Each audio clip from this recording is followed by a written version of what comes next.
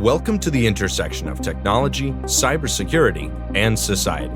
Welcome to ITSP Magazine. You're listening to a new episode of Stories from Space podcast, where your host, Matthew Williams, examines the history of human spaceflight, the breakthroughs that revolutionized our understanding of the universe and our place in it, and the brave individuals who work tirelessly to advance the frontiers of our understanding. Knowledge is power, now more than ever.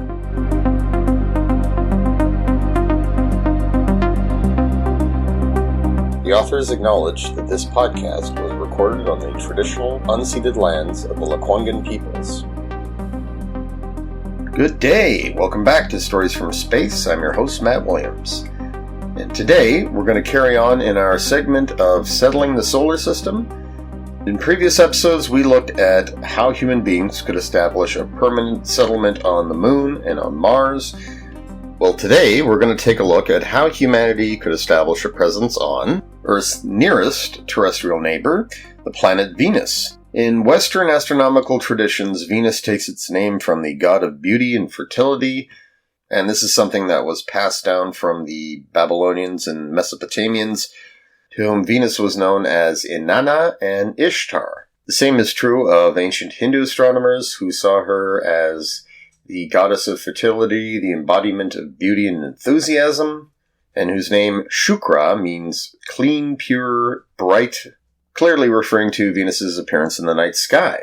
In Chinese astrology, Venus was associated with the element metal, similar to how Mars was associated with fire. In this case, this represented the qualities of being unyielding, strong, and persistent. To Mesoamericans, on the other hand, especially the Mayans, Venus was associated with war.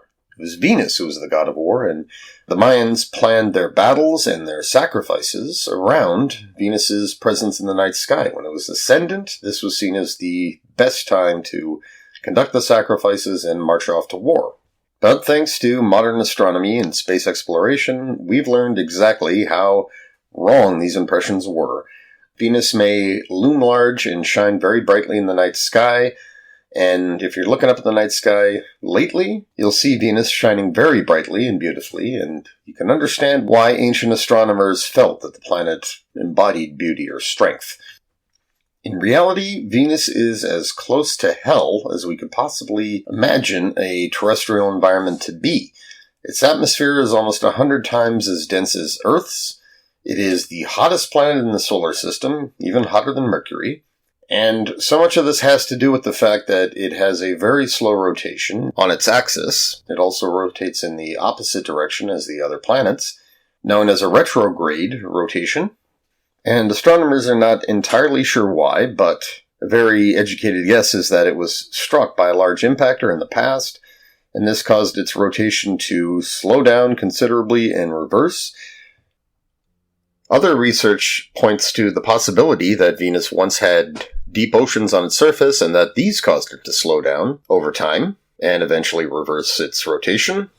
And because of a massive resurfacing event that happened several 100 million years ago, Venus's atmosphere was flooded with carbon dioxide, a major greenhouse gas, and this led to a massive runaway greenhouse effect that has left the atmosphere both isothermal, meaning there's very little in the way of temperature differences between day and night, or certain times of the year, and also hot enough on average to melt lead.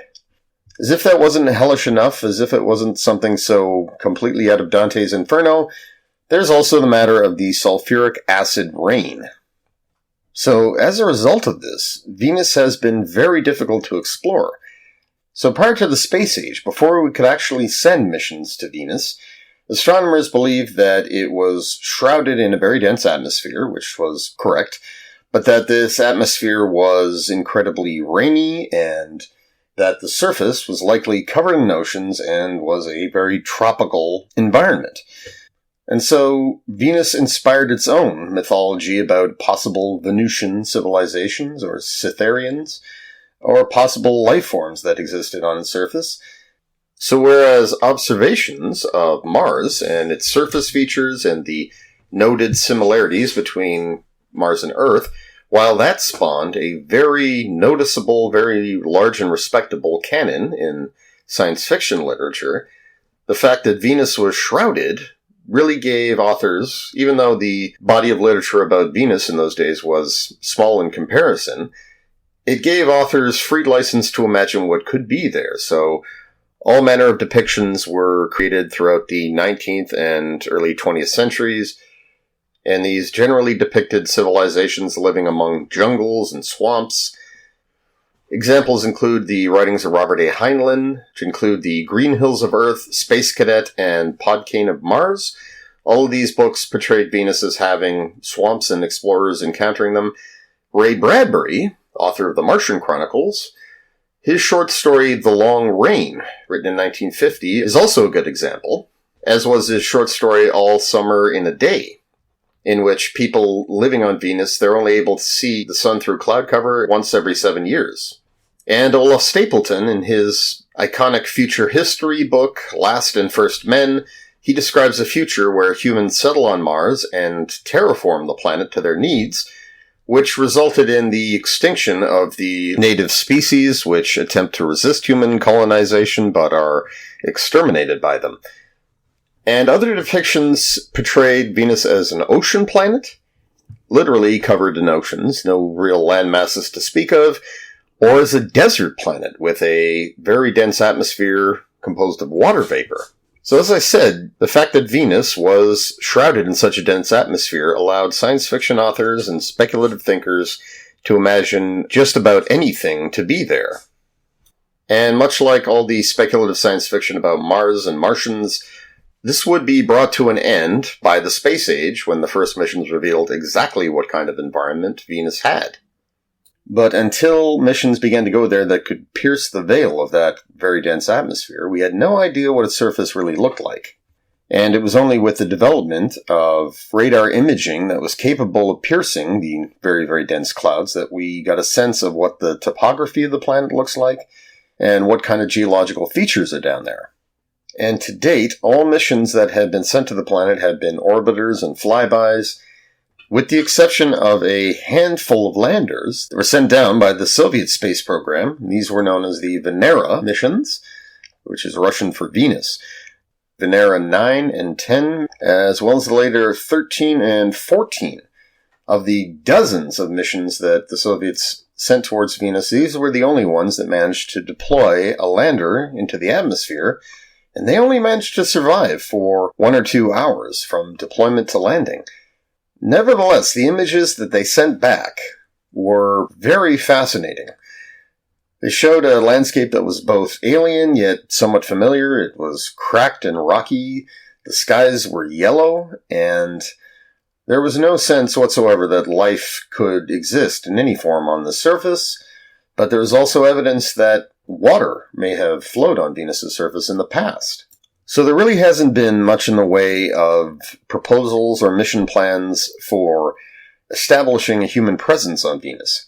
We know for a fact that living on the surface is beyond our means, and yet the hostile and incredibly dense nature of Venus' atmosphere has actually presented a solution which has been explored since the early 1970s at least.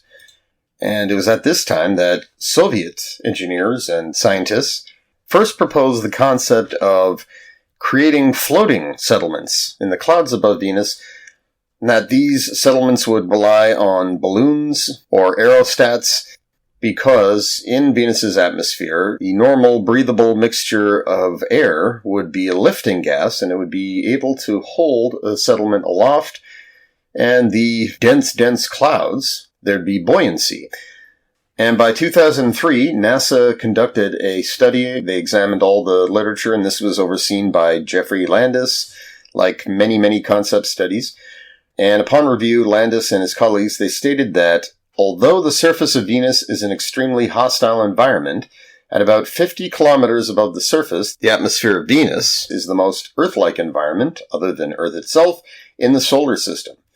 It is proposed here that in the near term, human exploration of Venus could take place from aerostat vehicles in the atmosphere, and that in the long term, permanent settlements could be made in the form of cities designed to float.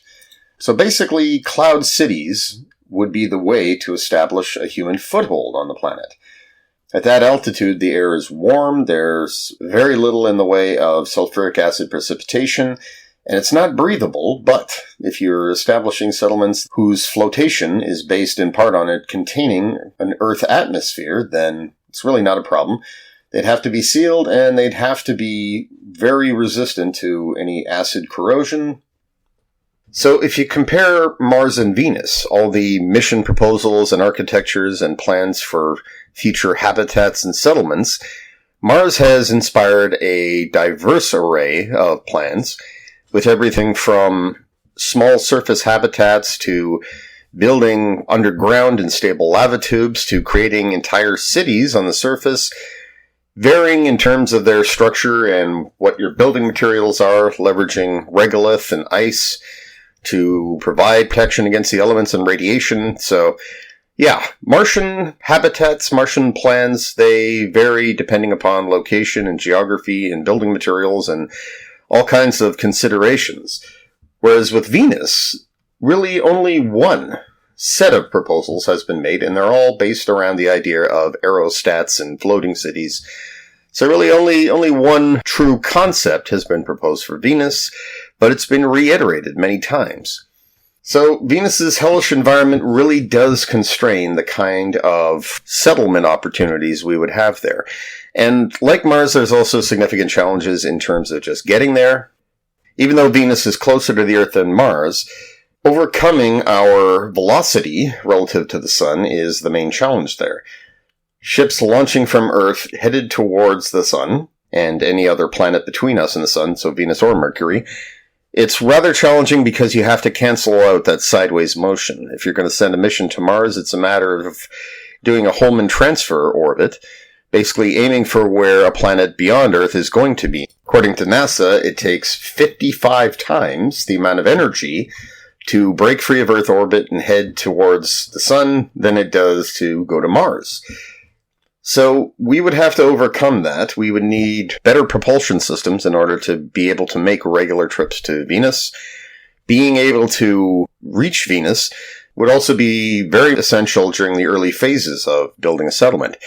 We cannot leverage local resources in the way that we could on Mars, so materials would have to be imported and rescue operations would need to be available if, in fact, these efforts meet with disaster.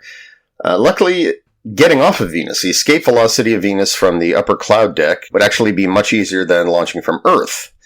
Mars has the benefit of lower gravity, but Venus is comparable to Earth in terms of size and mass and also gravity, so the escape velocity from the surface is higher, but 50 kilometers from the surface, it's less, so escape pods could be built into these floating cities which would launch to space and could then be retrieved by missions that are passing by periodically if in fact a settlement suffers some catastrophic failure. However, it's important to keep in mind that a settlement in Venus's atmosphere need only remain buoyant, and that requires only that it be lighter than the atmosphere itself. And considering that the atmosphere is incredibly dense, that's really not hard. All you need is regular air, and that would achieve 60% of the buoyancy that a helium balloon experiences in Earth's atmosphere. Also, it's not required that you heat the air, as you would in a hot air balloon. Hot air expands, it becomes lighter than the air around it, thus allowing a balloon to float. You wouldn't need to do that here. So if, in fact, the settlement begins to experience problems in the atmosphere, if it finds itself sinking a little bit too low, all they really need to do is heat the air in the balloon to rise higher, or simply pump more air into it. It would also be very handy to have helium on hand, so putting that into the aerostats balloons would actually allow it to become even more buoyant. And so in this respect, cities could be built to scale, much in the same way that buildings are added in Venice or other cities that are built onto the water. Instead of being anchored to bedrock, they have buoys down at their foundation which keep them floating in the water.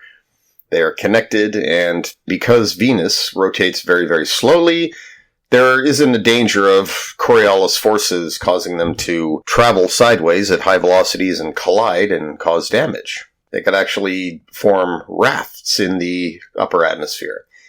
And so this would allow for human beings to multiply their numbers over time. It is unlikely that a settlement on Venus would ever become highly populated, that there would be more than a few tens of thousands of inhabitants, whereas Mars could scale up settlements to the point where they can house millions. Long-term habitation on Venus would require that the atmosphere be converted into something far less hostile, and that gets us into the realm of terraforming, which again is a possibility with Venus. It has essentially everything that we need in order to create a terrestrial environment similar to Earth. In some ways, it's even more favorable than Mars, but that is a long story, so much like with Mars, we are going to save that for another episode and another segment. Bottom line is, creating a human settlement on Venus means taking advantage of its dense atmosphere, settling above it, not within it, and also having a supply chain to Earth, because just about everything is going to depend upon imports from Earth for the first little while. Over time, a settlement could be built in Venus's clouds that rafts with others, that harnesses the carbon dioxide of the upper atmosphere and uses that to create super materials, which can be used to scale up the settlements. But they are also going to have to grow all of their own food or import it. They're going to have to bring in the vast majority of machine parts. And they're going to have to create a life support system that is, even more than Mars, closed loop and waste-free and sustainable for the long term. So this can be done. But again, as I said before, the question simply is, how much are we willing to spend? How long are we willing to wait? What kind of commitment are we willing to make there? And with the advent of more advanced propulsion systems, the possibility of doing this becomes that much greater. And also with the development of closed-loop bioregenerative life support systems, it also becomes more feasible. As soon as you have a life support system that can support a population based solely on what it's producing and with zero waste and where everything is recycled, so that any resupplies, anything you're importing into it is a bonus, that with a respectable travel time can allow you to settle just about anywhere in our solar system. And Venus has another advantage going for it there, which has to do with its gravity. Whereas the Moon has roughly 16% of Earth normal gravity and Mars has just under 40%, the surface gravity on Venus is roughly 90% that of Earth's. It would feel as close to normal as you're going to get beyond Earth without the addition of simulated gravity. So that long-term consideration really isn't much of a problem. It's not much of a hazard. There's not a whole lot of uncertainty there. But of course, radiation is still an issue because, like Mars, Venus has no magnetosphere. What's more, given its closer proximity to the Sun, Venus receives about twice as much solar radiation.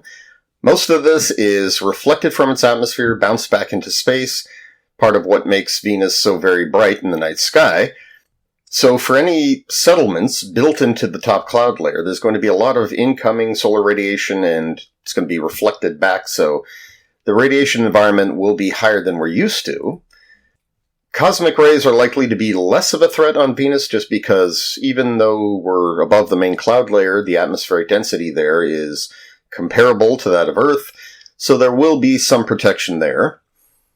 But ultimately, the settlements there are going to need radiation protection. But the upside to all that solar radiation is that solar heating can be leveraged so that life support systems don't need to be expending a great deal of energy to keep us warm, and the settlements don't need to be heavily insulated against heat loss.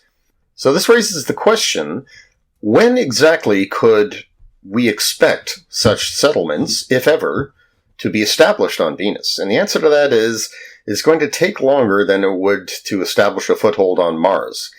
So, best guess, just my own humble opinion, is that any such settlement efforts will probably have to wait until the turn of the century. And as I said before, it would be heavily dependent upon next-generation propulsion systems becoming available and in regular use, and minimizing transit periods. Most of the energy involved in that propulsion is going to be used simply to break free of Earth's orbit and start heading towards the sun. But once that occurs, then a nuclear propulsion system could make the transit to Venus in a short amount of time. This would allow us to build, resupply, etc., and of course the development of bioregenerative life support systems, which we can expect, say, quite sooner than that.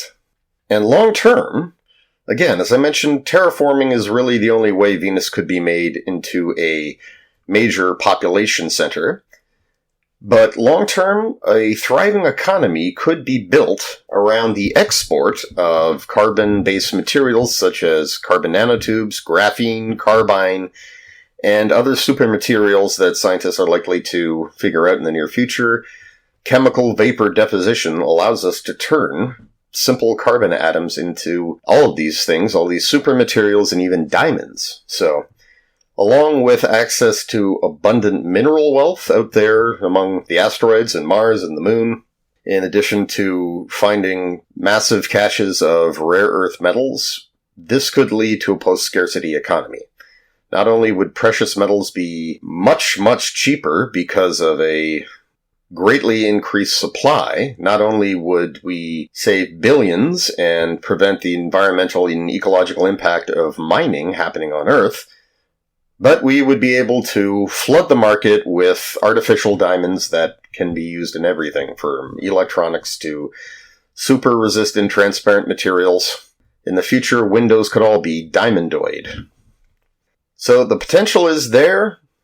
The possibility is there. It is just that, realistically, it's going to have to wait on a lot of other things taking place.